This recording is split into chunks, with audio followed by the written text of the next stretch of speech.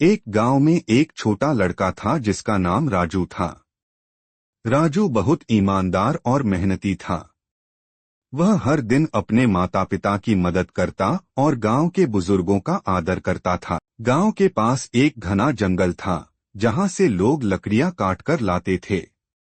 उसी जंगल में एक पुराना कुआं था।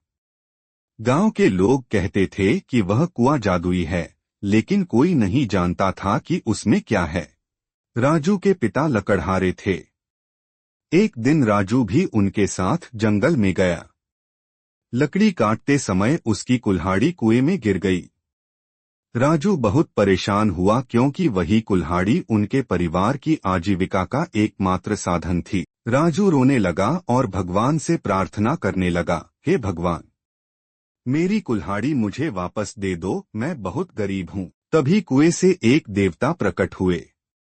उन्होंने पूछा, बेटा तुम क्यों रो रहे हो? राजू ने कहा, मेरी कुल्हाड़ी कुएं में गिर गई है, कृपया मेरी मदद करें। देवता मुस्कुराए और उन्होंने सोने की कुल्हाड़ी कुएं से निकालकर राजू को दी और पूछा, क्या यह तुम्हारी कुल्हाड़ी है? राजू ने ईमानदारी से कहा, नहीं देवता जी, यह मेरी कुल्हाड़ी नहीं है। फिर देवता ने चांदी की कुल्हाड़ी निकाली और पूछा, क्या यह तुम्हारी कुल्हाड़ी है? राजू ने फिर कहा, नहीं देवता जी, मेरी कुल्हाड़ी लकड़ी की थी। अंत में देवता ने उसकी साधारण लकड़ी की कुल्हाड़ी निकाली और पूछा, क्या यह तुम्हारी कुल्हाड़ी है? राजू खुशी से बोला, हाँ, यही मेरी कुल्हाड़ी है।